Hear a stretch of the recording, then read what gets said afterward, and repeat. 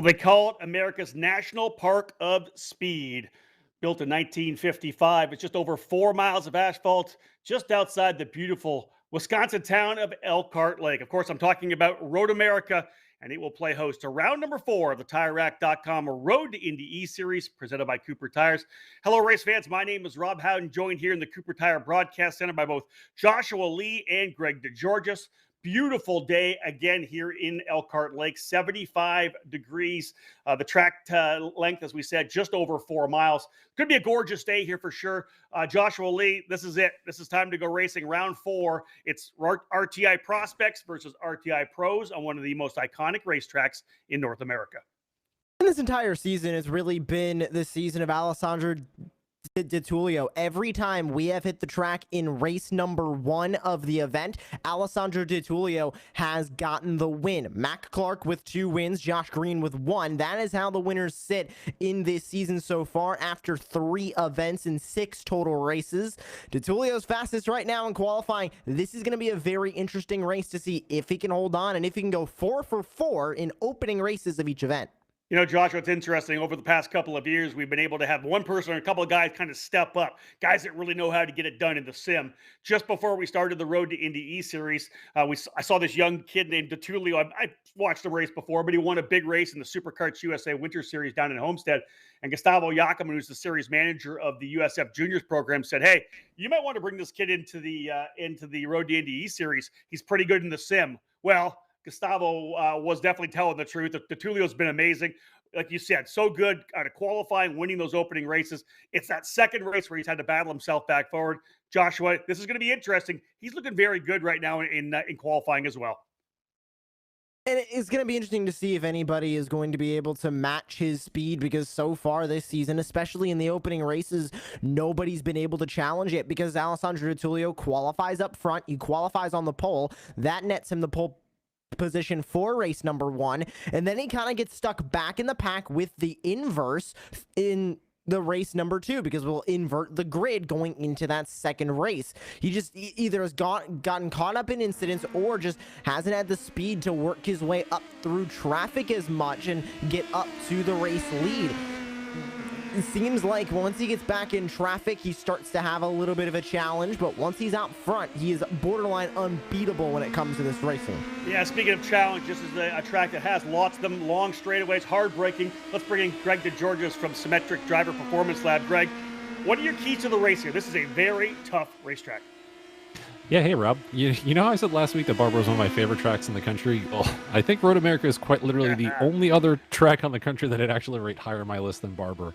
And that counts for both the real place that we go to and the virtual one that everyone's going to be racing on tonight. So it's a great place to drive and race on. The only thing I'm missing out on tonight are some cheese curds and a spotted cow. But anyways, on to my keys to the race.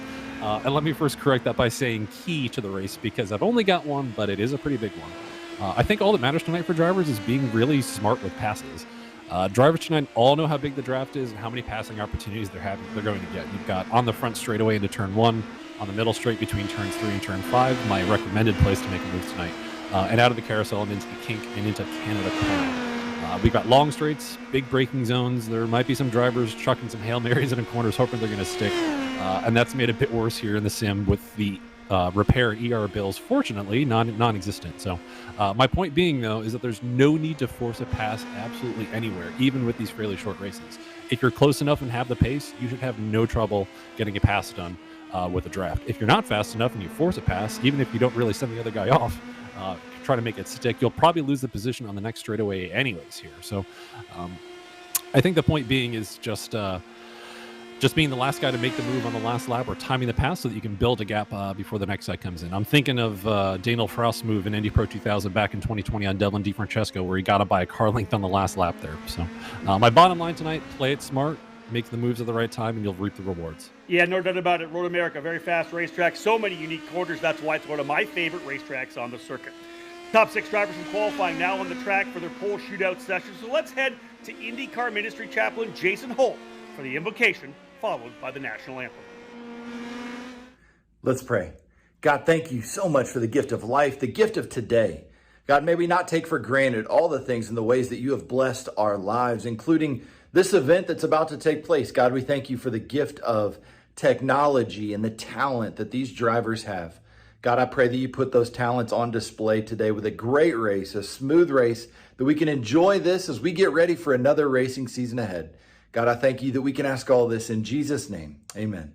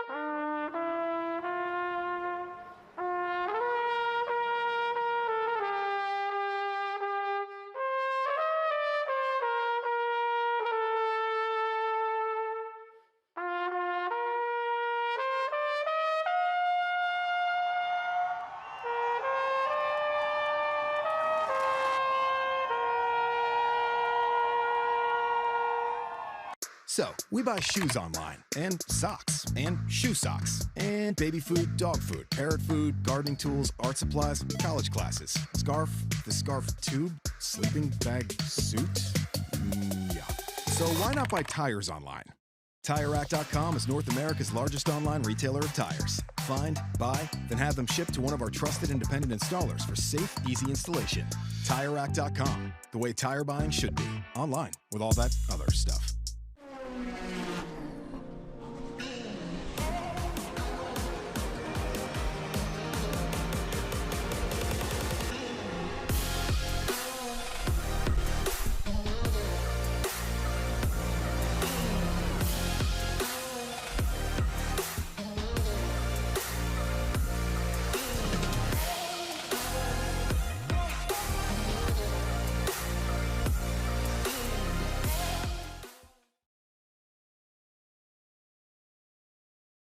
Welcome back to the virtual Road America for round 4 of the TireRack.com Road to Indy eSeries. Take the opportunity to say hello to those of you tuning in on Rev TV in Canada or on the Cooper Tire Facebook page or any of the platforms on Road to Indy TV. My name is Rob Howden, joined by Joshua Lee and Greg DeGeorgis in the Cooper Tire Broadcast Center today.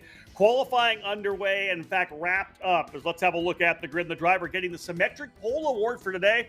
None other than Alessandro Di Tullio, the Parolin USA pole position motorsports driver, one of the top karters in North America, doing a great job coming out of the gate. He ends up with the fastest time. And I guess we really shouldn't be surprised. He's been good all year long in the RTI Prospects program. This, of course, though, the top 10 of last week's Prospects race at Barber Motorsports Park, going against our Road to Indy pros for the 2022 season. Alessandro Di Tullio starting on the pole at 2:00.084 second lap, almost breaking that 2-minute mark to get down into the 1:59s. Regardless, he qualifies on the pole. We'll start alongside Frankie Mossman, a young driver who we have watched come into this program, hoping to be part of the USF 2000 series this year, trying to put a program together for the month of May. Looking very good here at Road America. He'll qualify on the outside of the front row in the 77. Row 2, one of our winners on the season. He won at Indianapolis Raceway Park on the oval for Turn 3 Motorsport. Driver we'll see in Indy Pro 2000 this year, Josh Green in the number 3, back by just under 0.4 of a second. And on the outside of row number 2, multi-time SCCA runoffs race winner, had a fantastic second half of the season last year in USF 2000 for Legacy Autosport. Simon Sykes just over 0.4 back. He'll be on the outside of row number 2 in P4.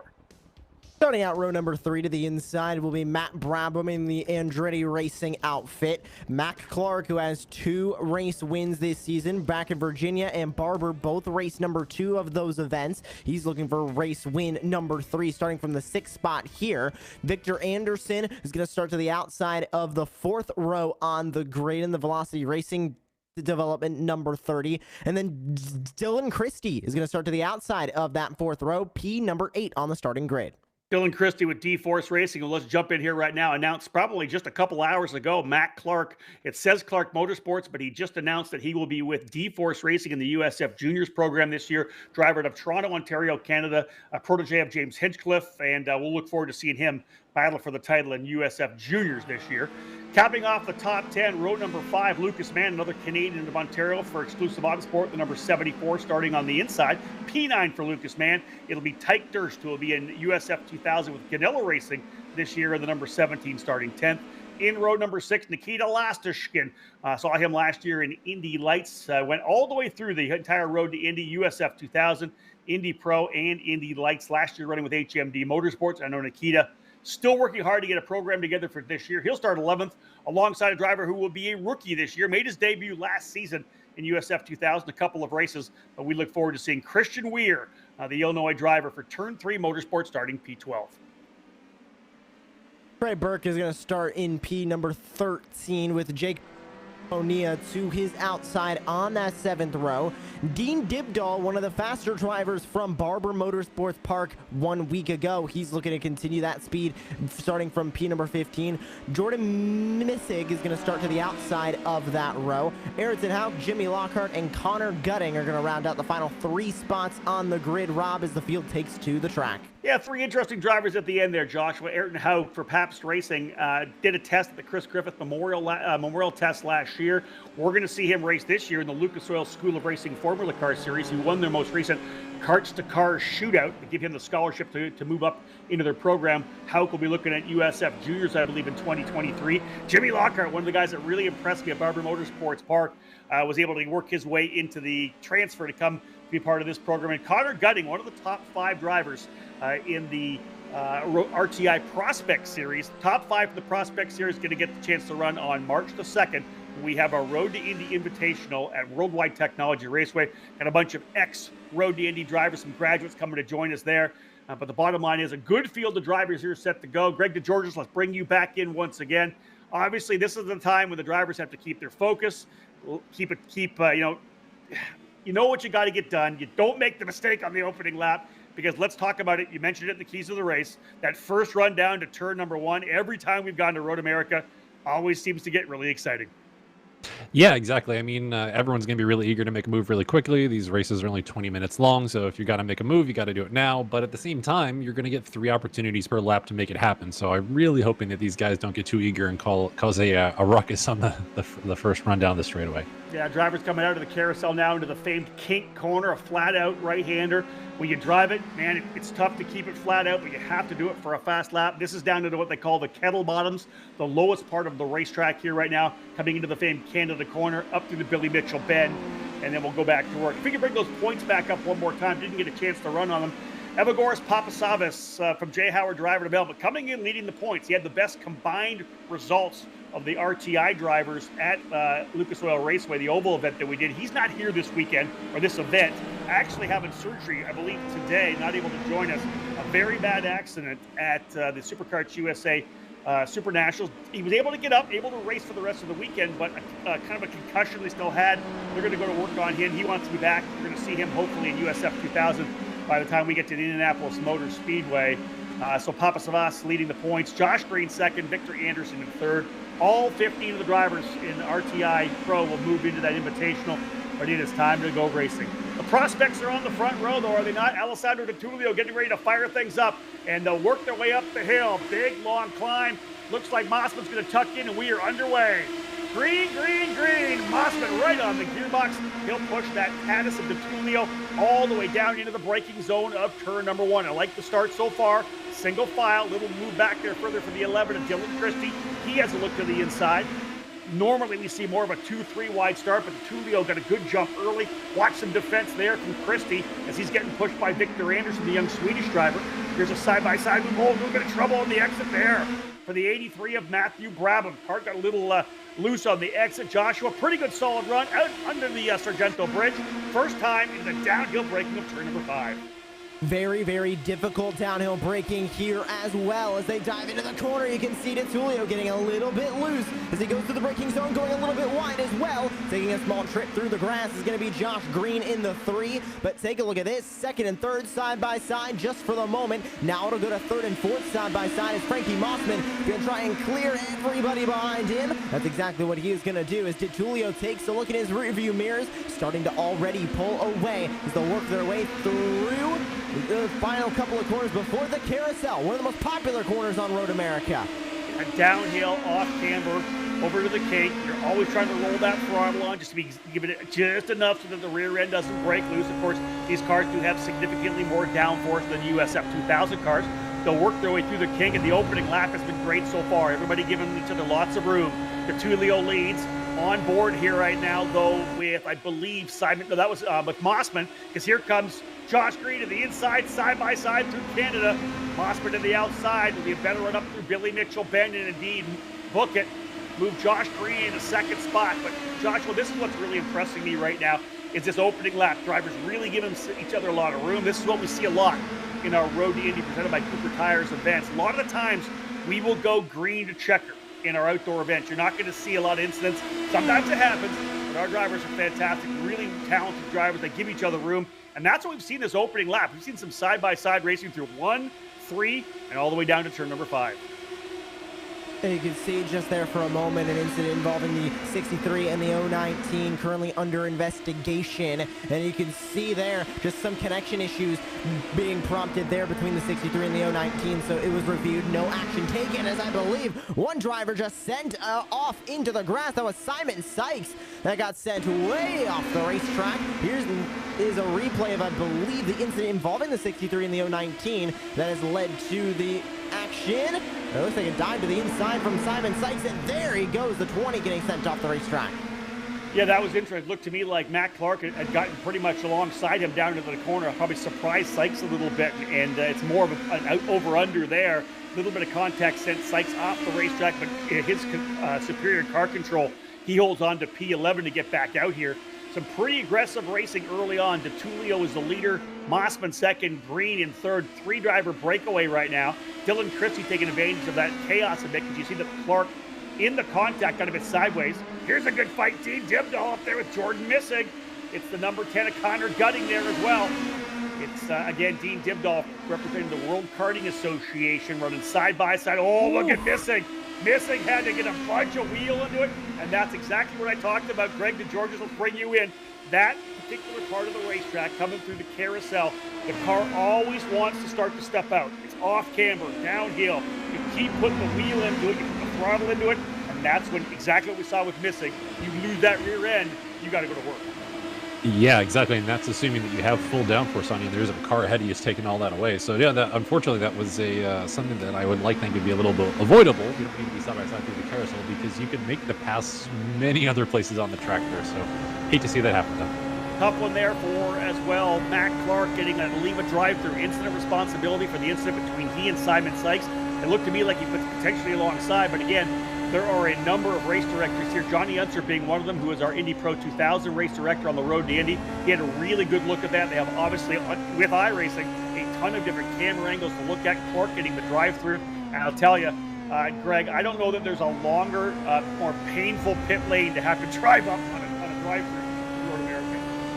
Yeah, exactly. It's painful to just run along at whatever, I believe it's 35 miles an hour. I'm not sure if iRacing matches our pit speed in real life. No, it's really painful. It's probably one of the longest pit lanes in that these cars are going to see all year. Tulio starting to use that outside line where he goes on the far right side of the rumbles coming down into turn number 5 and then comes back across it. That's a tough line to take actually in real life racing, but you know, you got to find out what the limits are here in iRacing. He's doing a great job so far, but I'll tell you, Joshua, we've seen him be able to pull away in past races, but I'll tell you, Frankie Mossman and Josh Green are keeping Tulio honest here. I wonder whether or not the draft helping a bit, maybe in the longer straightaways. Tougher here coming through the carousel, though Greg had mentioned it. You start getting the aero wash, you lose the air off the front wing. The car wants to push, but otherwise Mossman and Green, I think, did a pretty tremendous job.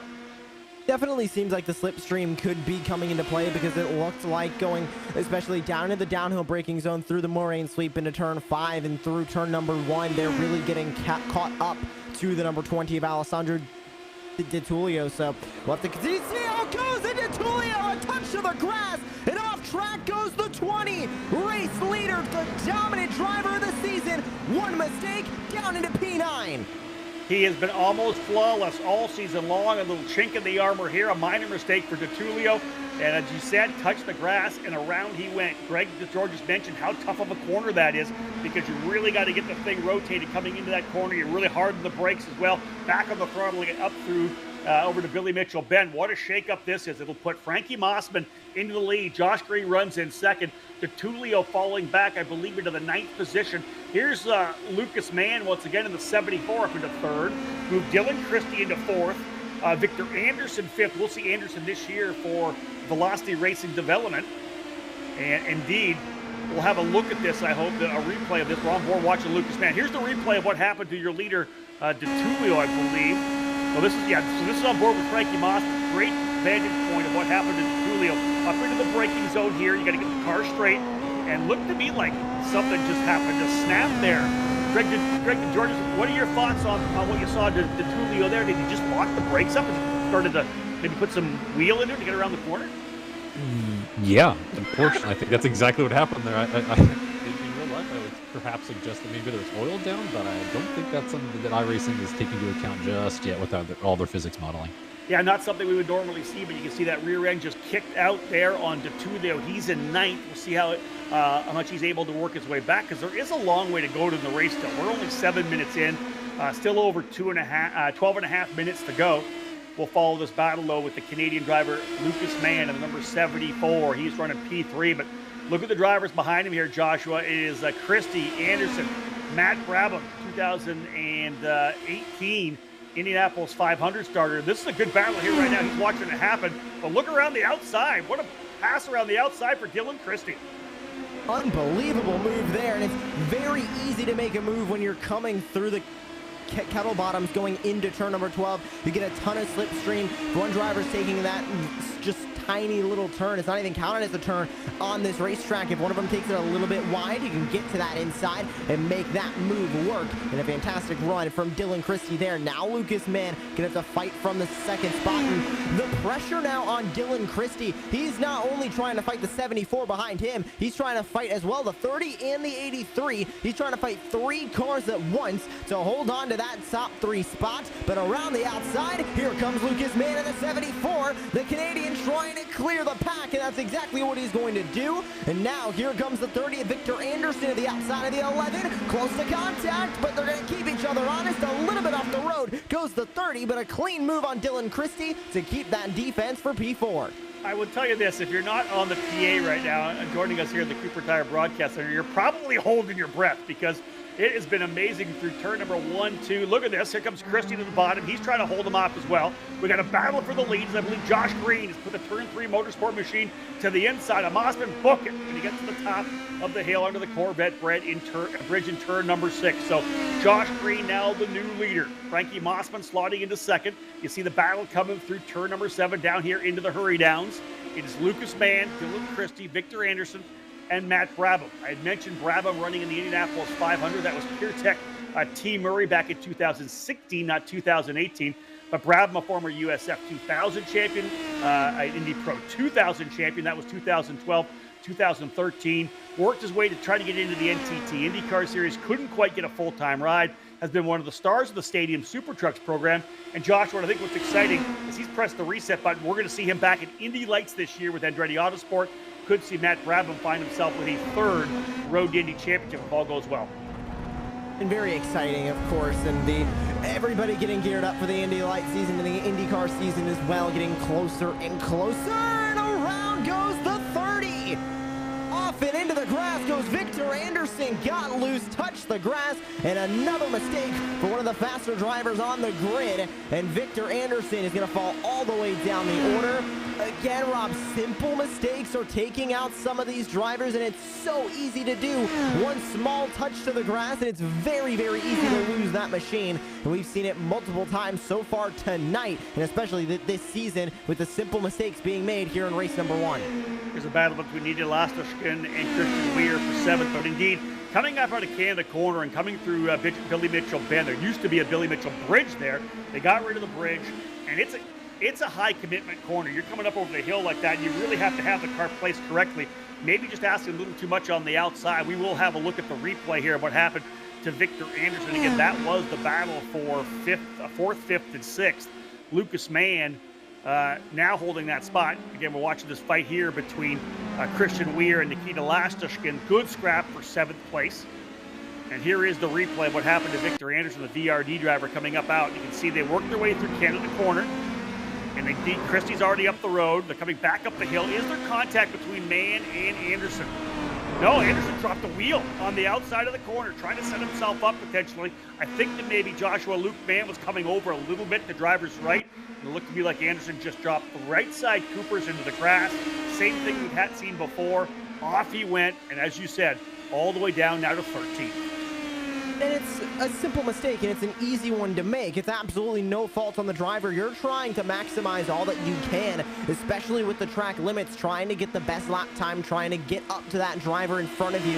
As we see Lastashkin moving down to the inside on Ware, and a great move for Lastashkin as Connor Gutting now going to be in a battle with Dean Dibdahl heading into Canada corner. But it's no fault on the drivers when they make these mistakes, because you need to get inches away from that grass to maximize the track limits here at Road America. Sometimes you just fly a little bit too close to the sun and end up getting burned, like we've seen with at least Alessandro De Tullio and most recently Victor Anderson on this racetrack. Connor Gutting and Dean Dibdahl battling it out here for the top 10. Big run for Dibdahl coming out of turn number 14. He'll pull alongside as they come across the start-finish line. You see the TireRack.com logo right there. Big thank you to TireRack.com for, again, being our title sponsor of this year's Road to Indy eSeries presented by Cooper Tires. Dibdahl will finish the pass coming down into turn number 1. Mentioned the fight as well further up the road. Nikita Lastashkin into 7th as he was able to get by Christian Weir. But Simon Sykes, after his off track in turn number 3, clawing his way back up as well. Let's just bring this out here as well, Joshua, as we are coming around to the 13-minute mark. 7 more minutes to go. Right now, Dean Dibdahl, that battle we saw between Dibdahl and Connor Gutting would be for the pole position for race number 2 when we invert the top 10. So that battle, very interesting. We'll watch to see if any other drivers can work their way back up into this fight. But Josh Green still leading the way. Frankie Mossman putting a lot of pressure on him. And Greg, you spend a lot of time. Greg, of course, DeGeorgis from the Symmetric Driver Performance Lab, the official trackside simulator program we have. He has a fantastic simulator in the trailer, in the Road to Indy paddock. Greg, you do a lot of coaching with these drivers. This is it, right? This is when they're doing all the working out. It's all about trying to be good at the end of the race. You don't want to run out of steam. What would you be telling a guy like Josh Green running up front right now? Yeah, that's a tough one. No, it's one of those you have to keep your eyes focused. Just don't look in the mirrors any more than you need to. Really keep your focus ahead. Put the best laps you possibly can and really make it to the last lap. Much like a lot of the endurance racing that I've done engineering with before, it's all about placing yourself in the best possible place at the end of the race at a place like here, Road America. If I'm Frankie Mossman, I'm just thinking I'm going to try to pressure Josh into a mistake, or I'm going to wait till the last lap to really think about trying to chuck him in. It's really just making it a race to the last lap at this point. And this is a racetrack that you can do that on. You can wait for the last lap. If you block down in turn number 5 to the inside, it's a pretty easy over-under back up the hill. Same thing kind of down in Canada corner. What we're seeing right now is a tremendous run forward again by Mr. De Tullio. Alessandro De Tullio in the Parallel USA livery machine has got himself back up to P4. Having made that spin, the issue that happened down in Canada corner, getting by both Matt Brabham and Luke Mann. Now trying to work his way forward. Here is, again, Matt Brabham, as we say. You see the Carlisle logos on the car. Very excited to see him back in the Indy Lights program this year. Matt, again, one of the stars of the Road to Indy in 2012, 2013. Dominated the Indy Pro 2000 category in 2013. Here's Frankie Mossman trying to put that pressure on Josh Green. There's just over 5 minutes remaining, so look at maybe 3 laps to go here. And Mossman doing everything you're supposed to do. That car livery, that of Cape Motorsports. Frankie telling me trying to put a program together to be part of the month of May this year at both the Indianapolis Motor Speedway Road Course and on the 5/8 mile oval at the Indianapolis Raceway Park, the newly renamed Indianapolis Raceway Park, back to the historic IRP name. It would be an opportunity for Mossman to get a feel for this race car, do a bunch of testing through the season, and then focus on a full campaign in 2023. Josh, well, listen, if you're going to do it somewhere and you want to put your name on the map and you want to get your name within the talking, the discussions of the road to Indy, do it here in the eSeries, right? He's been really good. Mossman putting a ton of pressure right now on Josh Green. And something I noticed when he was going down into turn number 5 this last time by, Rob, was he was going almost a full car length more off the track than Josh Green was. Just trying to hit that apex, get to the inside. So you see a penalty from race control, car number 82, grabbing incident responsibility. That's Ayrton Hauk, and he is going to serve a drive-through penalty this next time by he comes across the pit lane. But the 77 just trying all he can to arc these corners and get to the inside of Josh Green. He might have another opportunity here, but it looks to me, Rob, like he's just staying in that slipstream, buying his time. He wants to make the move late, so Josh Green doesn't have any opportunity to retaliate coming back on him. Well, I'll tell you, I like what both these drivers are doing right now. We're seeing maturity out of both. Josh Green ready to go into what would be his fourth season, I believe, actually, in the road to Indy. Good to have him moving up to Indy Pro. He's ready to go win some races up there. But Mossman, a young driver here, showing a ton of patience. I like to see that, the poise and the maturity, pushing the gearbox all the way down. And the one thing they got to watch out for, and I hope both these drivers have spotters who are in their ears now, DeTulio starting to come on strong. Now, Luke Mann has been able to hold on to DeTulio, as has Dylan Christie. We'll see what happens here, but DeTulio's a man on the move right now. With 3 minutes to go, I don't know that he's going to be able to catch him. And again, let's bring this up too. Dean Dibdahl right now with the 10th position. That is the final transfer, and we're on board with Dibdahl right now. There's Connor Gutting. If he gets by, that's a pole position. These guys are racing for the pole. For race number 2. Very important part of this event. We got a couple of really good mono and mono finals. Josh Green versus Frankie Mossman for the win, and Dean Dibdahl versus Connor Gutting for the pole of race number 2. Rob, you have to wonder how aggressive Connor Gutting is willing to get for this transfer spot.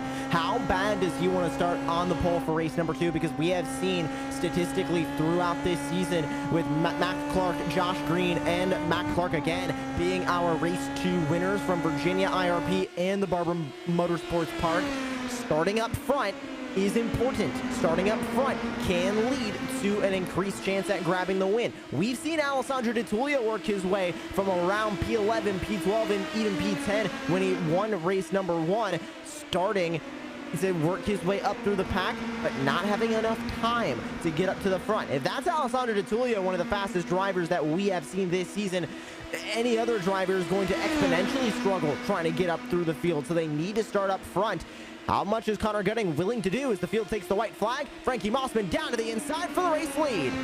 Mossman to the inside at turn number 1. Book it. He goes to the lead early. He'll go on the defense mode for the rest of the lap, I would expect, unless he can pull away here from Josh Green. Was he holding the bunch back? It's a really good run. Out of turn number 3, he'll move to the inside of the racetrack, trying to break that draft a little bit. DeTulio finally able to clear himself from Dylan Christie, Luke Mann, and Matt Brabham. So DeTulio in third, back on the charge. Mossman's going to run the inside of the racetrack. This is what I'm talking about. Josh Green going to the outside. Mossman holding it back up the hill. He's going way to the inside there. He's going to hold that line. Ooh, I'm not sure if the race director's going to like that move back to the outside of the track. Back up through turn number 6. Mossman, a little bit of exit oversteer. Car getting a little sketchy up onto the rumble through 7. Good final lap here right now for Frankie Mossman. He's got about a length and a half coming into the hurry downs, but a long way to go still. A lot of very crucial corners coming through the carousel now under the Speedsville Bridge for Johnsonville. And again, Mossman holding about a 4-car length lead. He does get a warning for blocking coming out of turn number 5, so the warning is laid down for Mossman. What kind of a run can Josh Green get coming down through the kink? Can he get him down into Canada Corner? You know that Mossman's going to run the inside line. Final lap here for race 1. Round number 4 of the TireRack.com Road to Indy eSeries. Green trying around the outside. They'll be side by side through the corner. Mossman having some trouble coming back up the hill. Lots of forward bite for Green. He'll take it to the inside of Billy Mitchell Band. Book it. He's back through. Josh Green trying to hold him off. Down into 17. Mossman's going to do the over-under. Here comes the run as they come back up the hill. Mossman could have a good run here. Here it is. It's going to be a side-by-side finish up the hill. Who's going to win round number 1? How close is it? I think it's going to be Frankie Mossman at the line. Mossman wins at the line. Wow, by just 2/100ths of a second, Frankie Mossman with the victory. What a final lap. Josh Green holds on for second. Alessandro DiTullio, after the wreck, works his way up into third. Dylan Christie in fourth. Luke Mann and Matt Brabham rounding out that battle for fourth, fifth, and sixth. Simon Sykes off the racetrack. He gets back to seventh. Christian Weir, eighth. Nikita Lasterkin in ninth. And Joshua, Dean Dibdahl ends up in 10th. He will start on the pole position. What a finish! Unbelievable how Frankie Mossman got the run off that final corner and was able to get that win. Just unbelievable. And we'll see what Dibdahl can do in race number 2 from the pole. That is what we love about Road America. The last lap, couple of passes. If you block to the inside of 17, you can find yourself losing it. Exactly what we wanted to see in round number 1. Some great racing out of our drivers here on the road to Indy. Frankie Mossman with a big victory. We'll talk to him after this break. An important decision is afoot. This man is about to buy tires on TireRack.com. Tire Rack is the leading online retailer of tires in North America and a repository of advice and expert reviews. And it's done! All that's left is to arrange for safe, easy installation at one of our independent recommended installers. Well, I guess he did that too. TireRack.com, the way tire buying should be. It's your Uncle Cooper. Your SUV is a multi-purpose tool, like a corkscrew fish scaler. And that means your tires should be multi-purpose too. Like these Cooper rugged Treks. They're tough, but also run smooth as butter. And with dual sidewalls, it's like having a multi-tool that can look like a completely different multi-tool. Don't take that idea, by the way. I'm gonna patent it. Go with the Coopers. Cooper! Welcome back to Road America, the opening race of our doubleheader here of the TireRack.com Road to Indy eSeries presented by Cooper Tires. Has done it in the books, and what a fantastic race that was. Let's have a look at the results. We'll give you a quick run through the top 10. A really impressive drive for Frankie Mossman as he ends up getting the victory there. What a final lap. The battle with Josh Green. Again, 2/100ths of a second, the margin at the line. A very iconic finish at Road America, the big run out of turn number 14. Alessandro DiTullio ends up in third. Dylan Christie in fourth. Luke Mann and Matt Brabham round out the top 6. Frankie Mossman joining us here in the Cooper Tire Broadcast Center. You know what? I'll tell you, Frank, you battled him strong throughout the last 5 laps. It looks like you were being super patient. Walk me through your strategy there as you came to the final lap. Did you feel like you had a faster car, or was it just, I've got to position myself correctly? I mean, at this track, it doesn't matter how fast you are, even if you're a second quicker. All the draft, it makes for a great race, as you guys saw, and just had to position myself right going into the final laps. I know you're wanting to try to get into the USF 2000 program this year. How important has it been for you to be part of this Road to Indy eSeries, getting a chance to race against some of these drivers wheel to wheel, a chance to work with the staff like our race director, Johnny Unser? I mean, it's been great. Everyone on the staff, they've been really helpful getting me part of this, and especially all the other racers. Josh, it's cool to race against him with how smart he is and all the experience he's got under his belt, and especially DiTullio with how fast he is on the simulator and in real life. Yeah, Frankie, and you probably raced against Alessandro a bit on the cards. Here's the question I have for you. We've watched DiTullio win round number 1 and then battle his way back up onto the podium for race number 2. What's going to be the key for you think, to try to get up here to maybe double up? I think survive the first few laps and then just settle in. And with how big the draft is, just make my way back up and do the same thing I did last time and win the race. Hey, man, congratulations on a great start to the evening. Good luck in race number 2. Thank you. So again, a great invert Joshua lead. That's exactly what we wanted, right? What a fantastic race to start off the evening. But we're going to get that grid invert. We've got some really strong guys starting back there in 8th, 9th, and 10th with DiTullio, Green, and of course Frank Mossman. This is going to be interesting with Dean Dibdahl starting on the pole. And I'm wondering how Dibdahl is going to do starting from the pole. Is it going to be another Mac Clark, Josh Green situation where they start up front and are able to pull away? Or are we going to see the pack come from the top 10 and work their way up to the race lead? Only time's going to tell. That was an exciting end to race number 1. I hope race number 2 gives us the same energy. Yeah, this is one of these long racetracks. Greg had mentioned in the keys to the race, talking about what we saw to Daniel Frost last year when he had an issue in qualifying, went to the very back of the Indy Pro 2000 grid, but methodically worked his way forward, and it was a very similar pass to that of what Frankie Mossman just did on Josh Green. took his time, worked his way forward, and was able to just nip Devlin DeFrancesco at the line to get the victory. So that's one of the things that Road America is all about. You have to be patient. If you have a race car that's fast enough to win the race, if you bide your time, if you leverage the entire run through 20 minutes of racing, if you're smart and you get the job done correctly, you can find yourself up front. I think any of those drivers that finish on the podium for race number 1 have the chance to work their way there for race number 2. Stay tuned, folks. When we get back, round number 2 of the day here at Road America. An important decision is afoot. This man is about to buy tires on TireRack.com. Tire Rack is the leading online retailer of tires in North America and a repository of advice and expert reviews. And it's done! All that's left is to arrange for safe, easy installation at one of our independent recommended installers. Well, I guess he did that too. TireRack.com, the way tire buying should be. Rick Motec, high-performance sim racing equipment. Whether you're just looking to have fun, train for race day, or become a serious esports competitor, Rick Motec has you covered. Hundreds of name brand parts. Support from experts that love sim racing. Trusted by the pros. There's only one place to go, rickmotec.com. Welcome back to the TireRack.com Road to Indy eSeries presented by Cooper Tires, live here from the virtual Road America in Elkhart Lake, Wisconsin. Let's have a look at the grid. Dean Dibdahl starting on the pole position for the World Karting Association after a strong fight for that 10th position. That invert moves him to P1. He'll start alongside Nikita Lastushkin, the Russian-born driver who lives in Los Angeles. Lastushkin on the outside of road number 1. Row 2, Christian Weir for turn 3. Motorsports USF 2000 driver here this year. Alongside him, as I said before, multi-time SCCA runoffs champion and USF 2000 driver for Legacy Autosports, Simon Sykes. Starting in P number 5 will be Matt Brabham. Lucas Mann is going to start in that 6th spot. We saw all these drivers in a heated battle through race number 1. Let's see what happens in race number 2.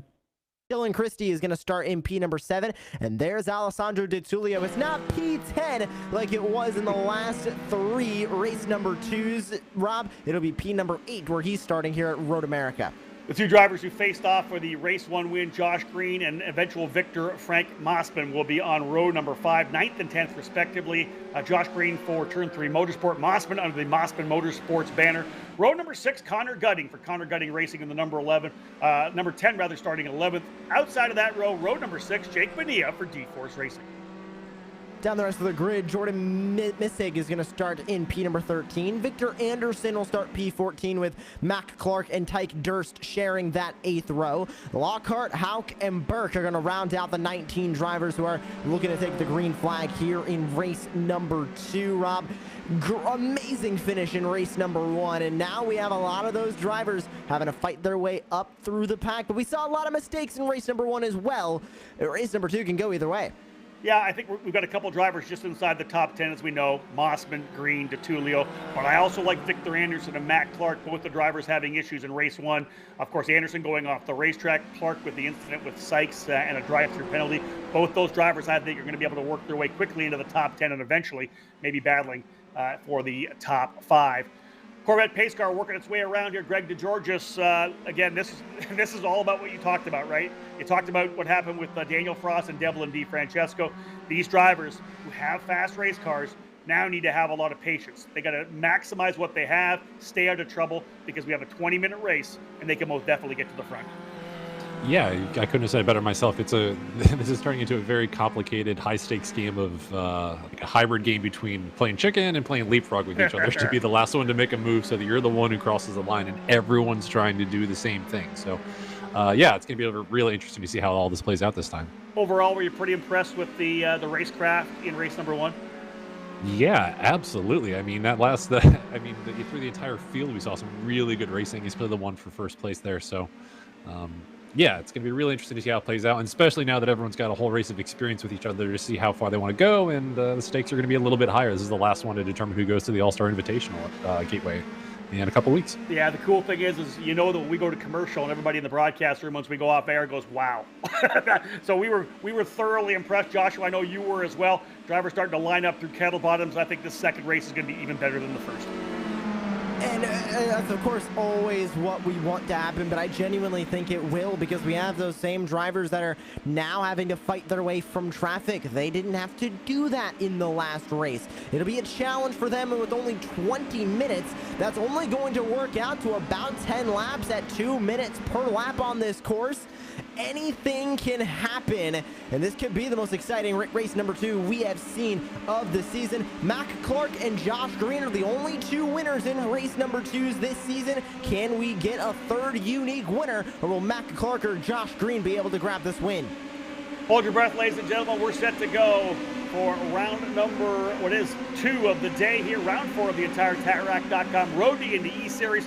Dibdall on the inside. Losterkin on the outside. Dibdall going to punch off. We're getting ready to go racing. Good start to the outside as well for Simon Sykes. How about 3 wide? Maybe 4 wide here. Green, green, green.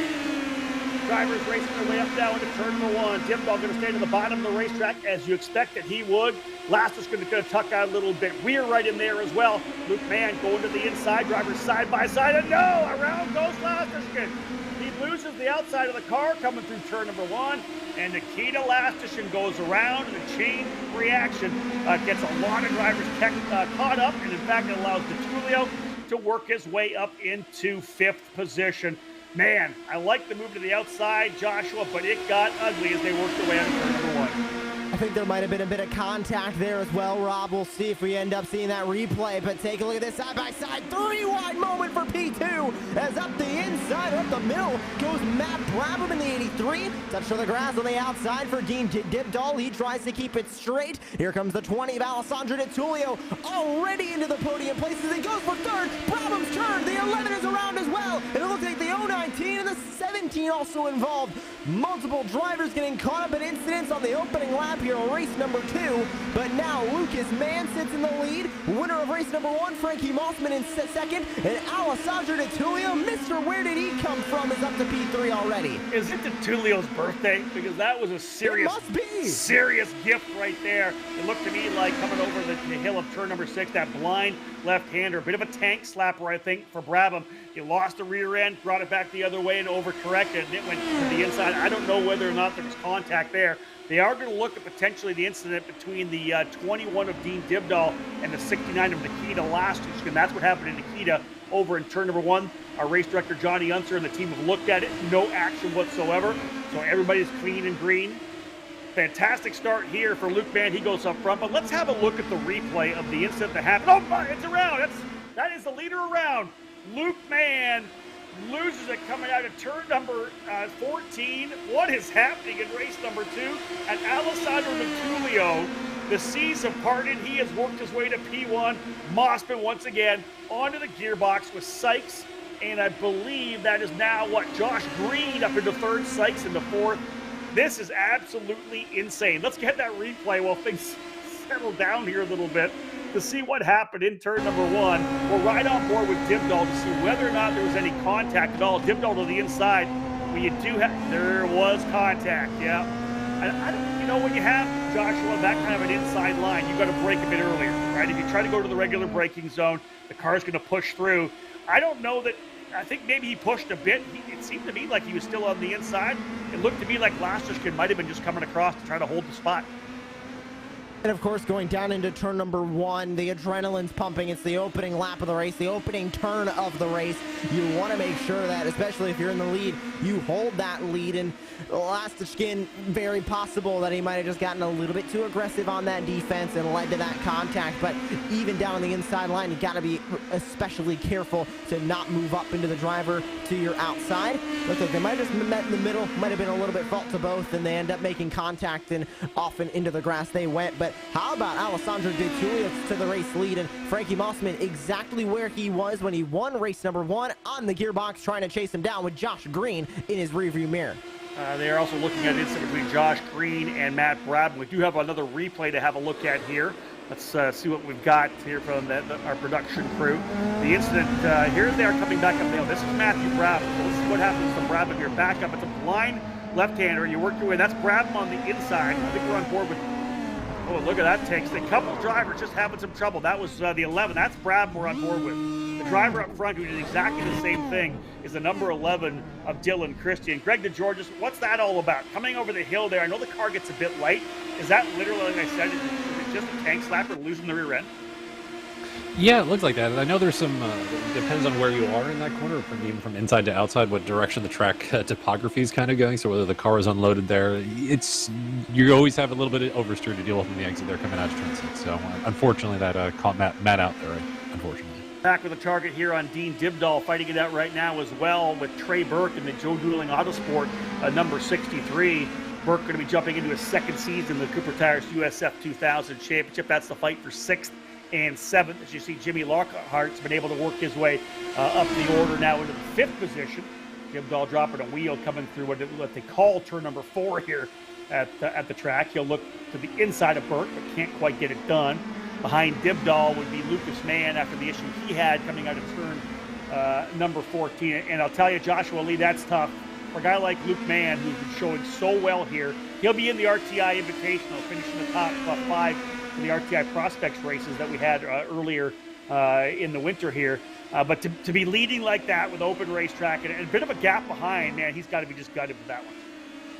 And that's another one of those mistakes that is definitely going to be a learning experience for him. I can guarantee you he is not going to make that same mistake coming out of turn number 14 again. That is a mistake you only make once, but like you mentioned, just unfortunate for Lucas Mann. He has been here for the last couple of rounds. He has always shown promise. He has shown speed, and unfortunately, just a simple mistake taking the Canadian out of the race win spot. But DeTulio leading the way, Mossman, Green, and take a look at the 19 of Simon Sykes. Don't count him out. He is still within striking distance there of P number 4 within that slipstream.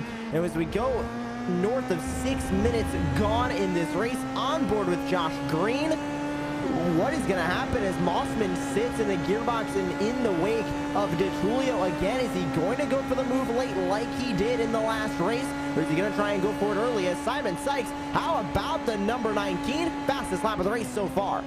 Yeah, this looks to me like a carbon copy of what we saw in race number 1 early on before the issue that we had with DeTulio spinning around at Canada Corner. Very similar right now. Same drivers up in the middle of this fight with Frank Mossman and Josh Green and Simon Sykes.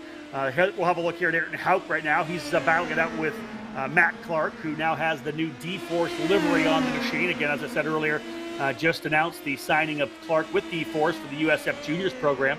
Clark working his way back forward. He's actually down in Houston right now at the D-Force Racing Shop at MSR Houston on their simulator. So a little bit of a different simulator for him. But here's the fight. Look at this. Green back to the inside of Mossman. They're going to try to go side by side out of turn number 6. And again, coming over top of that rumble, that's when the car kind of gets a bit light. You know, Greg DeGeorges talked about the topography and how maybe the track starts to break away a little bit there. I have a feeling that maybe both Dylan Christie and Matt Brabham just might have kind of spun the tires a bit coming over the rumble. You have to be really, really dainty, I think, really kind on the roll and the throttle on there, precise. You can't just mash the throttle coming out of 6. Car very light coming to the top of the hill there. But Josh Green, the driver on the move right now, getting himself by Mossman. Here's the issue, Joshua. You and I have called a lot of races already this year with Alessandro DeTulio. You cannot give him this kind of a gap to pull away. They need the draft to stay with DeTulio. Yeah, once he breaks free, he is a borderline unbeatable. And Mossman now moving down into 3rd. I think he might be able to kiss his race win hopes goodbye because Josh Green now in 2nd. You talk about that gap, about 8/10 separating DeTulio and Green now. I think that's just a little bit too much. As I was talking there, up to 9/10 goes the gap in between DeTulio and Green as they go up the hill. About to go to 1 second on the interval between the race leader and 2nd place. Mossman's going to need to get by Josh Green because Mossman last time by with a mistake a little bit slower, but slipstream engaged for Frankie Mossman and up and into P number 2. He gets by Josh Green again. Can he catch Alessandro DeTulio? Still over half the race to go.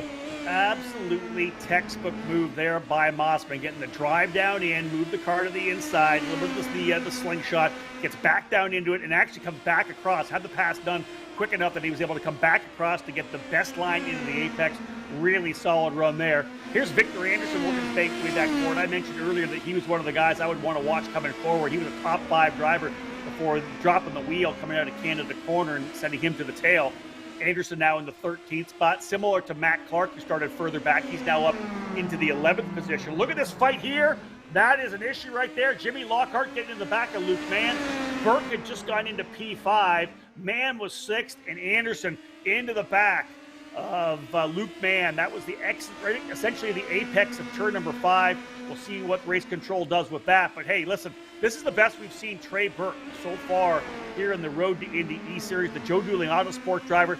This is a guy that didn't come up on a traditional rung and a traditional trail of so many of the other drivers we see on the Road to Indy, who came through karting, Superkarts USA, the USPKF, the Challenge of the Americas, whatever it may be. This is a guy who ran junior sprint cars, midgets, up into the wingless sprint cars. This is the guy who's been on the dirt and ovals all his life.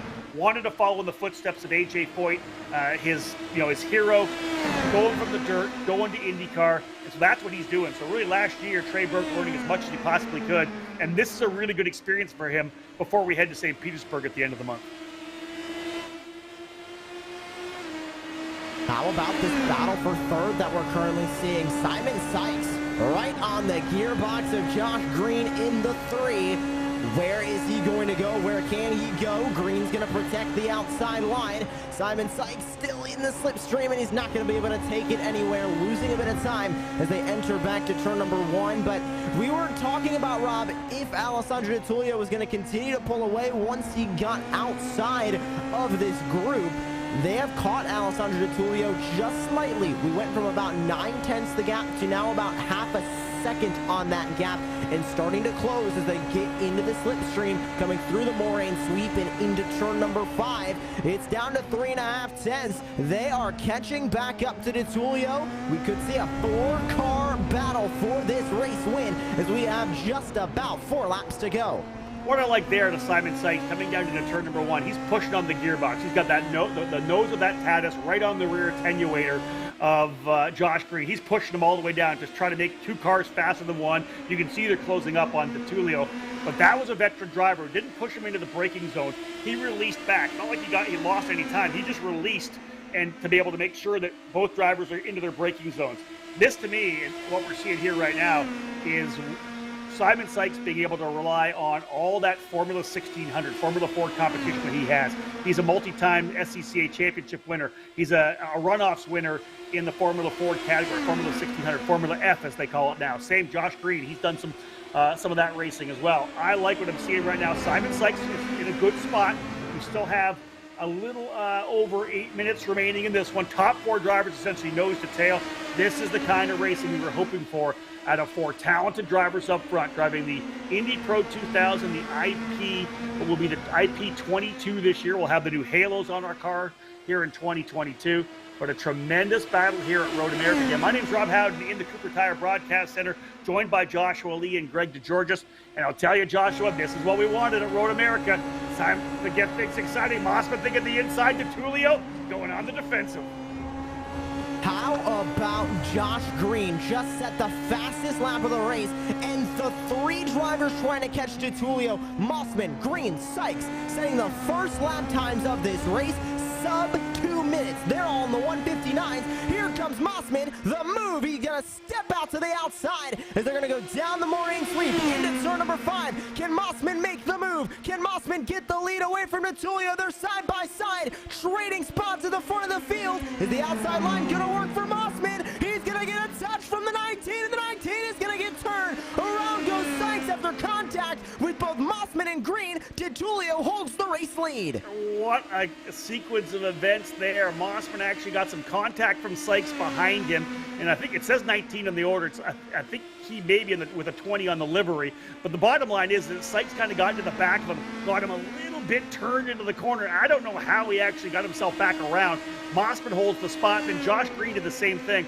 And Joshua, I have to believe that was just kind of an accordion effect, right? Everybody gets in there, they're rolling all the corner speed. Sykes has got to push it, get a little bit more brake pressure on to make sure he doesn't make too much contact with Mossman. And I got to think that really Josh Green was nowhere to go. We'll grab a look at that replay, but man, just what close racing going down into turn number 5. It's just simple contact there. Look at the run Simon Sykes got down to the inside. Had to get hard on the brakes to try and take it, and you can see a bit of bumper cars there. And then Josh Green gets caught up between the number 19 of Simon Sykes. Now Sykes only lost one spot. He's only down into P4, but he needed to take that run somewhere, and it looks like he just didn't get on the brakes hard enough. And you can see after the investigation, no action is going to be taken as we have just about 3 laps to go, and Mossman still within striking distance of DeTulio. What was very interesting there to me is Sykes gets into the back of Mossman. The car gets sideways. What saved Mossman was the fact that his left front ended up making contact with DeTulio's right rear. Kind of recentered the car, allowed him to get back on the throttle. And of course, the contact from behind from Josh Green onto Sykes sent him around. I thought for a second there that this was going to send DeTulio out front and was going to make him untouchable. But I got a feeling right now, Frankie Mossman is buoyed. He's got that confidence from race number 1. He's done this already, and that's the beauty of this. We see a lot of this, Joshua, out of the younger drivers. And Greg, we can bring you in on this as well. A lot of these young drivers, once they finally got settled in, they get that victory. They get a little bit of confidence, that motivation. This always plays into it. We talk about it a lot in Road to Indy. Wins breed wins. Greg, we see it all the time. Mossman just looks like a driver who has had a lot of confidence in that number 77. Yeah, exactly. I mean, I think Frankie learned in the last race exactly what he wants to do in this race. If I were him, I'd be thinking about it, making the move even later on the last lap here. So it's going to be really interesting to see how this plays out here with about 2.5 laps to go. Indeed, as Greg had said, Mossman pulled the trigger early on that final circuit of race number 1, and he ended up losing the lead but having to get it back on the drag race of the line to the guy back there in 3. In the number 3, just a little bit outside the screen there. That is Joshua Green. Josh Green running P3 in the 3 for Turn 3 Motorsports. A lot of 3s there right now. Guys up front, though, are the 2 we have watched significantly throughout this year's TireRack.com Road to Indy eSeries. This battle between Alessandro DeTulio and Frankie Mossman. Mossman looking to try to see if he can't go 2 for 2. What a battle it will be. 4 minutes to go. You got to think. I don't think we're going to get 3 laps. I'm not sure. We may be able to. I think it could be just 2 because we're running out of time here right now. Of course, iRacing going right off the time. Look at Mossman pushing the gearbox down. And again, Joshua, this is all about the mind games again, right? You're trying to push him into a mistake. I just don't know if DeTulio's the guy that you can force into a mistake. It's going to be tough if that's the strategy here from Mossman, but just remember what we saw in race number 1. Mossman was on the gearbox for multiple laps, just waited for the opportunity to where he can make that move and not have to worry about getting passed again. So he saved it for that final lap and was able to get by, and then had absolutely no defense there from on out, and he was able to grab the race number 1 win. If Mossman grabs this race number 2 win, he will be the only driver this season to sweep an event. We've been to Virginia, IRP, and Barber so far.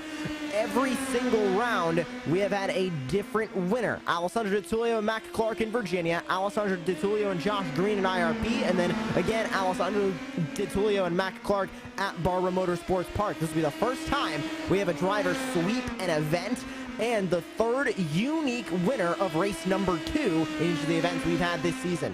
Drivers down now going through the kink, DeTulio and Mossman into kettle bottoms, and this will be interesting whether or not they're able to get underneath the start-finish line before we see the white flag. We'll see what happens when they come around here, but again, a little bit of a lead right now for DeTulio as he's trying to see if he can't get that victory that eluded him in round number 1 of the day. They work their way now out of Canada Corner, back up through Billy Mitchell Bend, riding on board with Alessandro DeTulio, who'll be back in action with Carolyn USA at the SuperKarts USA Winter Series event at AMR Homestead Miami Motorplex this weekend here down in South Florida.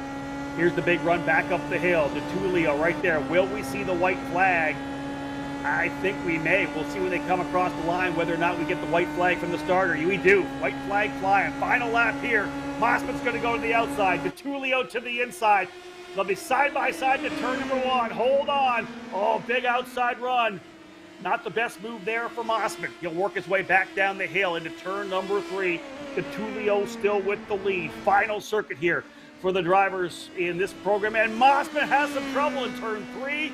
drives off the outside of the racetrack, drops a wheel, and loses a ton of exit speed. And I got to think that may be enough for Alessandro Di Tullio. It was going to have to be a perfect lap for Mossman to close back up. I don't know that he's going to be able to get it done. There is the Parolin USA machine for Di Tullio. Mossman running P2. Nonetheless, a tremendous evening for Mossman here in the TireRack.com Road to Indy eSeries. He has shown so well. Josh Green running third. Simon Sykes in fourth. Trey Burke into the fifth spot. The best we've seen out of Burke in this year's eSeries. But I'll tell you, Joshua, I thought we were going to have a last lap battle, but, you know, just a little mistake. You can't drop a wheel on the extra three, and that's all it took for Di Tullio to have the gap he needed. And what a run for Di Tullio, but what a run for Mossman. He was able to break the streak of Alessandro Di Tullio grabbing race number 1 wins. And now at this point, Alessandro Di Tullio, if he does come through the final couple of corners with no mistakes, comes across the line, he will continue his streak of winning at least one race in each of the 4 events we've had this season so far.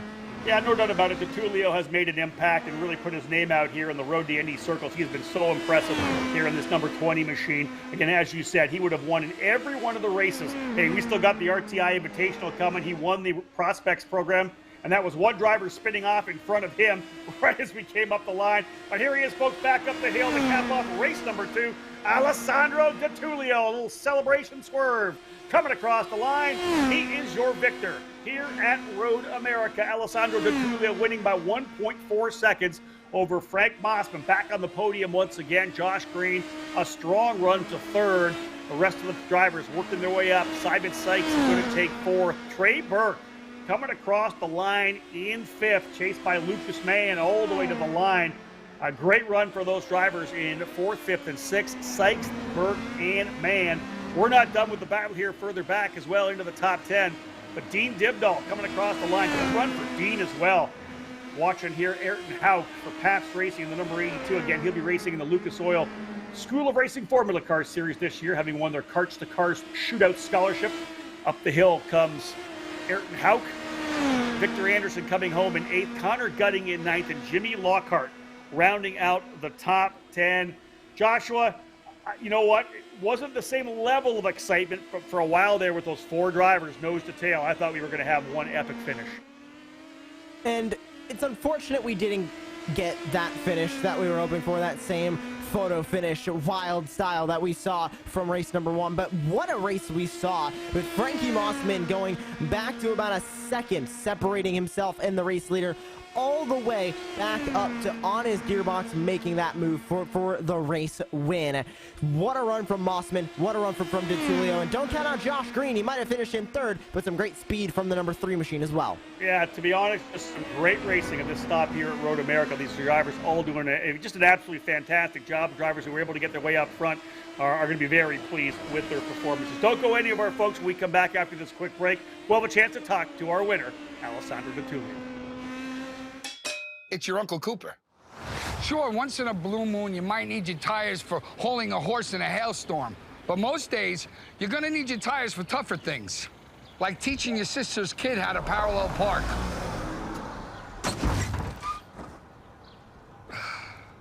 Thankfully, these Cooper Enduro Maxes aren't just tough, they're everyday tough. Okay, there's a lot of improvement. Go with the Coopers. Cooper. Ricmotech high-performance sim racing equipment. Hundreds of name brand parts. Expert support. Ricmotech has you covered. There's only one place to go. Ricmotech.com. It's your Uncle Cooper. If you and your truck are constantly tackling the regular duties of the day, go with a tire that can handle them all. Oh, man. I stepped in it. Go with the Coopers. Back live here from Road America in Elkhart Lake, Wisconsin, as Alessandro Di Tullio has scored a big victory here in race number 2. Seas kind of parted early on. We had a lot of incidents that allowed him to get to the front a little quicker than I think he expected. Let's have a look at the final results right now of the event that we had here. Again, Di Tullio with the win by 1.4 seconds. I thought we might have a battle with he and Frank Mossman at the end, but a minor miscue coming out of turn number 3. Dropped Mossman back, didn't get the run he needed out of turn 3, and it's a long drive down to turn 5. when you haven't maximized that exit speed of that corner. Josh Green, another great run. He ends up in third. Simon Sykes and Trey Burke rounding out the top 5. Really solid drive for Trey Burke to work his way up to 5th in the Joe Dooling Autosports machine. Lucas Mann led early but had a spin, dropped him down the field. He fought his way back to 6th. Dean Dibdahl, 2 top 10s on the day. 10th in the opening race, 7th in race number 2, having started on the pole.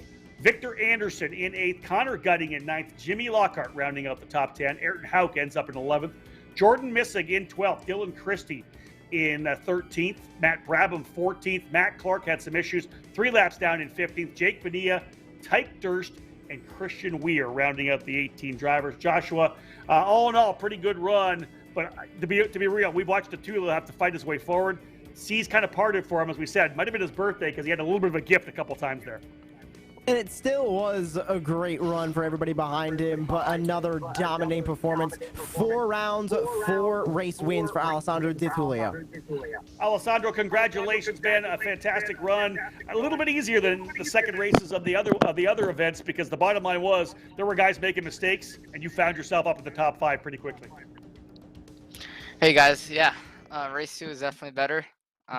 Especially with the reverse grid. I think it's the first time I made it out of lap 1 with the reverse grid, so that was good. Yeah, a good race. Good job to Frankie as well. He was quite fast today, and yeah, good to redeem myself from my race 1 mistake. Yeah, so let's go back to race number 1. I want to take the opportunity to talk to you about that. What is it actually that happened in race number 1 into Canada Corner? I saw the gap increasing a bit, and I knew if I got the gap 2 over a second, the draft would have been broken. So there was a possibility I could have pulled away.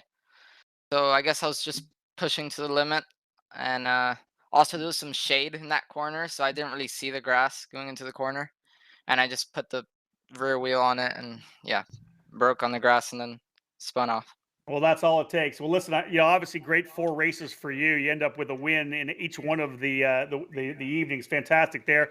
You and I are both going to be down to Homestead for the SuperKarts USA Winter Series finale this weekend, but you're back for the Road to Indy Invitational on March the 2nd.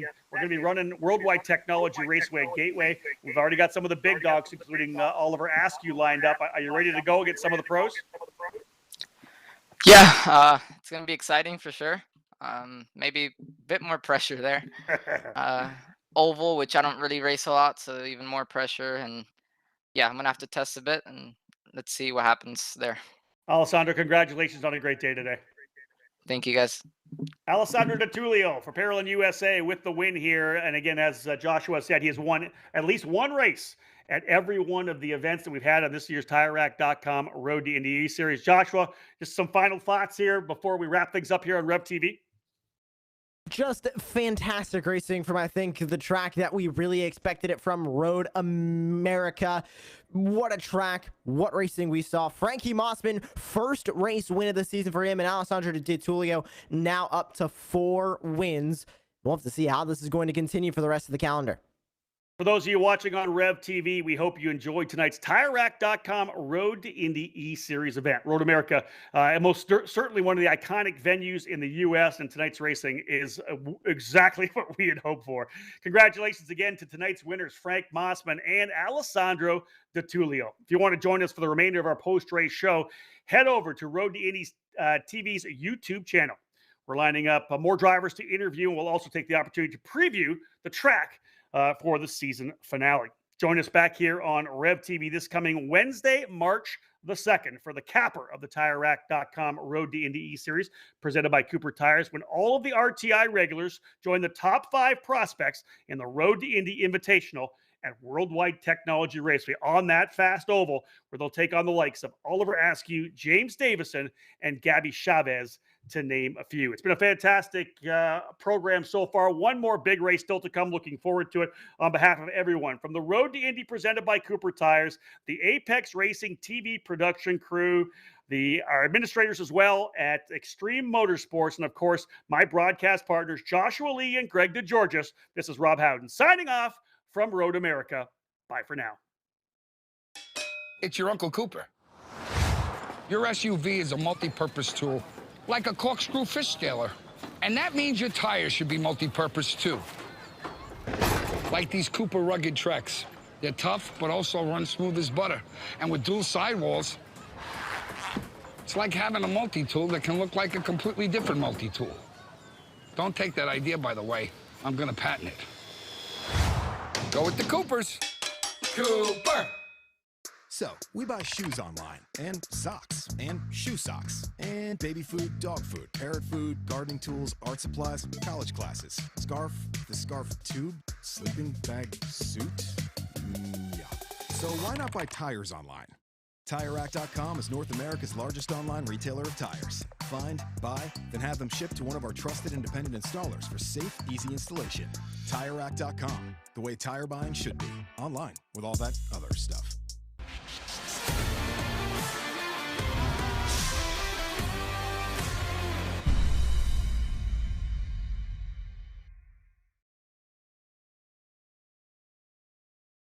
Back live here from Road America. We say hello to those of you joining us from Rev TV up in Canada, wherever you're watching here, whether it's on the Road to Indy TV YouTube channel, the Cooper Tires Facebook page, or any one of the other platforms that we've been streaming this TireRack.com Road to Indy eSeries. My name's Rob Howden, joined by Joshua Lee and Greg DeGeorgis. And let's just go around the horn here quickly before we get a chance to talk to Frankie Mossman.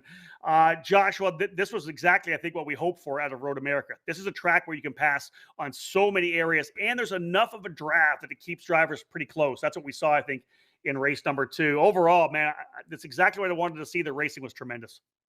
Yeah, we saw all the passing. We saw the amazing finishes that I think we really expected from this track, because this track, of course, from whether it's IndyCar that's here, whether it's NASCAR that's here, always just seems to provide those exciting racing, whether we're in the sim or outside of the sim. This track just has that energy, has that nature about it, and we definitely saw that in what I believe is the 2 most exciting races that we have seen so far yet this season. Greg DeGeorgis, I think you said it perfectly off the start. We have a great race like this. Now it's time for a spotted cow. We got to get a Johnsonville brat for sure, and some cheese curds. That lines up the experience at Road America. But again, you mentioned the keys of the race. You can come from the tail of the field. We saw a bunch of drivers work their way from the back and get themselves forward. But I think maybe things kind of dialed up. Maybe the heat got fired up a little bit in the second race, because we had some drivers making some mistakes, really pushing hard to try to get to the front. Yeah, exactly. I think this is really good practice for all the guys who are going to go racing there this year more than anything. One, to get to know how to race with each other, but a lot of the racing stuff that we saw there, it's all exactly how the real stuff goes. The stakes are just a bit higher. I mean, guys don't want to make mistakes, hurt their cars, hurt themselves, or anything like that. That's really the only things that change. But all of the racing stuff, all of the racing technique, the passing, all that stuff is all exactly the same in real life. How impressed were you with some of the side-by-side racing that we had?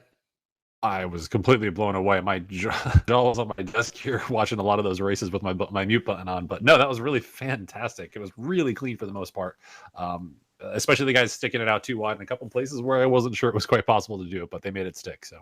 Well, one of the drivers that really impressed us, of course, in race number 1 with that last lap pass and then repass, and almost in race number 2 as well, was Frankie Mossman. Frank, congratulations, man. What a good outing overall here at Road America. A big win. We talked to you after the opening victory over Josh Green, the back and forth there.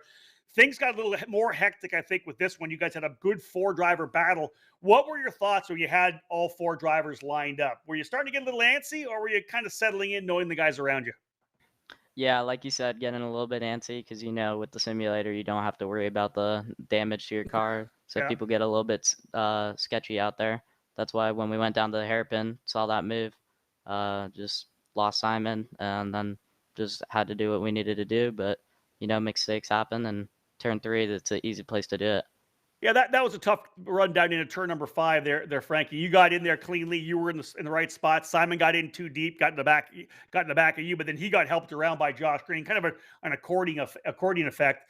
That kind of left you to chase down DeTulio, and you, man, were with him for the last couple of laps. In your mind, where is the pass going to be? Because you tried the outside run in turn number 1 and couldn't make it stick. You lost a bit of ground. But at a track like this, you can catch back up. Were you in the right mindset coming down into 3, and was it just a minor mistake trying to roll more speed through there? Yeah, especially after not making a mistake and falling back just tiny amount. But I just got a little impatient going into 3, and didn't position myself as well as race 1. So you got to do what you got to do. You know, Greg DeGeorge just talked briefly there about the fact that a number of the drivers that are on the road to Indy are going to get a chance to race here at Road America when we do get there. We're racing with the Road to Indy on June the 9th to the 12th. Our USF juniors will be at Road America on July 29, 30, 31 as well. When you and I talked about getting you in this program, you said, hey, listen, I'm really trying to put something together for the month of May. I'd love to be able to run at Lucas Oil Raceway on the sim. I want to get that experience. Is your mindset now, hey, maybe I got to see if I can get to Road America as well, because you did so well here right now? It seems like it's a track that really suits you. Yeah, for sure. Like you said, it's one of my strong suits, and I feel that I'll be able to position myself in real life just like how I did in the sim, and just try to put it together. But racing's expensive, so you just try to figure it out as much as we can. That's exactly that. You have to be able to find out the finances. How about expectations? Let's wrap up with that. You had expectations coming in tonight. Did you meet or exceed them, or was the plan to try to get 2 victories here? I feel like I exceeded it a lot, but after that race one, I wanted that feeling again, and I just have to come back next season or for the Invitational. Well, Frank, very impressive. Congratulations on a solid night. Obviously, P1 in race 1, P2 in race number 2, putting the pressure on the driver has really dominated throughout the entire season. Alessandro Di Tullio, congratulations. Yeah, thank you. It was a good birthday race. There it is, Frankie Mossman. I didn't know it was his birthday. If it is, happy birthday to Frank Mossman. Congratulations on a good run. Joshua, this is exactly what we were hoping for. Like I said, some of these young drivers battling it out. And what I really wanted to see and what I got to see was patience, strategy, as opposed to just guys coming in and dropping the hammer. I think that you hit the nail on the head right there. We saw the patience. We saw each driver trying to just make methodical moves. They weren't really diving it up the inside, just hoping it would stick. They were waiting for the right time to do it. They were getting those moves made, and a lot of moves were made cleanly. Some moves maybe went a little bit awry when they had those racing incidents, but overall, just what a night we saw here from Virtual Road America, and I'm excited for what the rest of the campaign is going to bring. If this is going to be the racing we're going to see from here on out. Yeah, I'm really looking forward to the 2022 season. USF Juniors, Indy Pro 2000, USF 2000, and of course, Indy Lights as well. And anytime you put together a schedule like this, you want to put Road America on that. Just like people want to go to Worldwide Technology Raceway. It's such a fun oval. But you want to come to America's National Park of Speed. This place is just so beautiful. And the track itself, just a tremendous racetrack. You get so many overtaking opportunities. But let's now move and talk about the event that we have coming up. Just under a month's time, Wednesday, March the 2nd, we'll be heading to Worldwide Technology Raceway at Gateway. This is a very tough track, and it will be our second edition of our Road to Indy Invitational. Number of drivers coming out to play: Oliver Askew, James Davison, Gabby Chavez, drivers who have already confirmed. 1.25 mile oval, and the interesting thing about this particular racetrack is the corners are so radically different. Turn 1 and 2 much tighter, but it does have more banking at 11 degrees. Turn 3 a lot wider, but less banking at 9 degrees. Just a fantastic event, and we're going to run it at night as well, which I love. The lights will be on at Worldwide Technology Raceway. It's going to be a tremendous battle. We'll have our top 5 prospects from our Prospects series: Alessandro Di Tullio, Matt Clark, Lucas Mann, Noah Ping, and Connor Gutting, all qualifying to run in that event. All of our Road to Indy pros are going to be able to be out there as well. I'm still working on getting more of our Road to Indy grads. This is going to be a lot of fun. We had a great run with it last year, Joshua, and I think it should be a good one here as well. It's a racetrack like Road America that always has a ton of action. And Rob, their second oval of the campaign, and first time that we are going to go to one of these larger ovals. IRP was an amazing one, but very, very short. This one, we're going to go to a much larger track. The NASCAR Cup Series will be going here for one of their first times in a long time, if not the first time in this sport's history. So seeing these drivers navigate Gateway, also one of the most historic tracks in the United States, this is going to be an exciting one, and I'm excited for another oval. Ovals are my bread and butter, and I'm excited to see how these drivers do. I love that, Joshua. Greg DeGeorge, what do you think about it? This is a great track, and I know that when you get the guys in the symmetric sim trackside, when it comes to coming to this track, and again, those of you who don't know, it's not actually in St. Louis. It's on the other side of the Mississippi in Madison, Illinois. But at 1.25 miles, this is a great track for Indy Pro 2000, Indy Lights. Greg, I'm really looking forward to the Invitational. Yeah, it's last year's race was absolutely phenomenal. I think it was a lot of the great past alums from the Road to Indy came out. A lot of the guys who had raced in the eSeries all year came out, and it was it was a very mixed field. So, yeah, I mean the track's fantastic. Like you said, turns 1 and 2 are characteristically very, very different from turns 3 and 4. So, yeah, it really mixes things up from lap to lap. It's going to be much higher speeds, which means a bigger draft for everyone. So, yeah, it's going to be it's going to be like IRP, but a bit faster. Before we take off, let's get a chance to talk to Josh Green, who has had a fantastic night as well. Josh Green for Turn 3 Motorsport. Josh, congratulations, man. You seems like you were in the fight the entire time. That battle at the end of race number 2. Walk us through what happened going down into turn number 5. Seems to be like the accordion effect happened and you really had nowhere to go.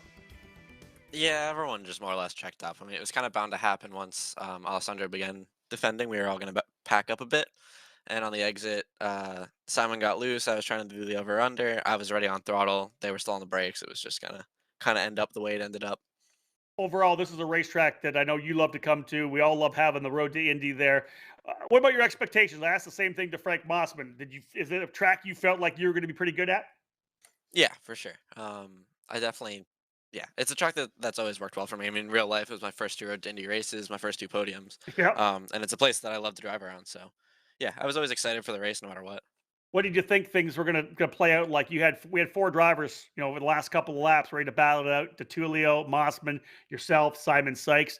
Did you have a strategy of where you wanted to be, or were you just kind of gauging what everybody was doing over those last 5 laps? Yeah, I mean, the goal was definitely to be second coming onto that last lap going into 5. I think that's really the best place to be. Like, I've made the outside work around Canada a bunch of times, but I'd rather be leading going into there than anything.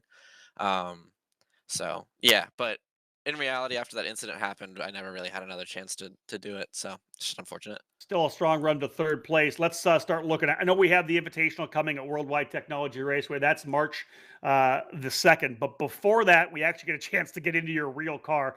You're running with Turn 3 Motorsport this year in the Indy Pro 2000 category. We have spring training down at Homestead on the 14th and 15th, just about a week from now. And then, a couple weeks, we head out to St. Petersburg. How excited are you about spring training, and how excited are you about finally going wheel to wheel at St. Petersburg? I'm just so excited to get racing again. I mean, we've had our preseason testing start recently, actually 2 weeks ago. And it was so nice to get back in the car. The new car is really nice with the halo and everything like that. The new tub's really, really pretty. And yeah, I just can't wait to get racing and see what the Indy Pro is like around St. Pete. Yeah, after a couple years in USF 2000, you're ready to go for that Indy Pro, right? Yeah, definitely ready to go for Indy Pro. Josh, congratulations on a great evening here at Road America. Well done. Thank you very much. So we wrapped up our interviews with Josh Green. Final thoughts. Let's go around the horn one more time. Joshua Lee, all in all, a great night here at Road America. And like I mentioned, I just hope this is exactly what we're going to see for the rest of this campaign, because we saw some amazing racing. We saw an amazing finish. If we can keep this up, especially at Gateway, with how tricky that track really is to especially run in a pack of cars, we could be looking at one of the most exciting campaigns that we have seen in the Road to Indy series to date. Greg DeGeorges, what are your thoughts? You gave us the keys to the race at the very beginning. A lot of drivers, I think, kind of heeded your warning and ran pretty strong. All in all, though, again, but the best we could ask for out of a race here at Road America. Yeah, I certainly. No, and not to pat myself on the back, but I think I called it perfectly correct with everyone. It's all about the passing game here. It sounds like we're talking about football almost. True enough. Yeah, no, it just reminds me why I'm so excited to go racing here and work with drivers to get them prepared for real life stuff. I think this is great conditioning for the guys to deal with the pressure of being wheel to wheel on the tracks that we're actually going to race on this year. So no, I'm blown away at how great the racing was tonight. That was fantastic. Once again, folks, just one more race of this year's TireRack.com Road to Indy eSeries. Wednesday, March the 2nd, we will be at Worldwide Technology Raceway on the 1.25 mile oval. It's going to be a lot of fun there. Again, all of our RTI regular drivers will be there, our top 5 from the points in the RTI Prospects, and we're continuing to add more of our RTI grads and pro drivers, including Oliver Askew, James Davison, Gabby Chavez, all joining us as well. Looking forward to what should be a tremendous night at Worldwide Technology Raceway. We're going to wrap things up here from the Cooper Tire Broadcast Center. So on behalf of everyone from the Road to Indy presented by Cooper Tires, we want to thank our Apex Racing TV crew with Lee Thompson and Alex Simpson, our series administrators, Extreme Motorsports, with Kevin Ford and Jeff Jacobs. I'll thank my broadcast partners, Joshua Lee and Greg DeGeorgis. It was a fun night here, folks. We really hope that you enjoyed all the action we've had so far here. Thank you so much for tuning in, whether it was on Rev TV or on Road to Indy TV YouTube, or of course on the Cooper Tire Facebook page as well. And one last shout out to TireRack.com. Thank you so much for being part of it. Folks, this is Rob Howden signing off from Road America. Bye for now. An important decision is afoot. This man is about to buy tires on TireRack.com. Tire Rack is the leading online retailer of tires in North America and a repository of advice and expert reviews. And it's done! All that's left is to arrange for safe, easy installation at one of our independent recommended installers. Well, I guess he did that too. TireRack.com, the way tire buying should be.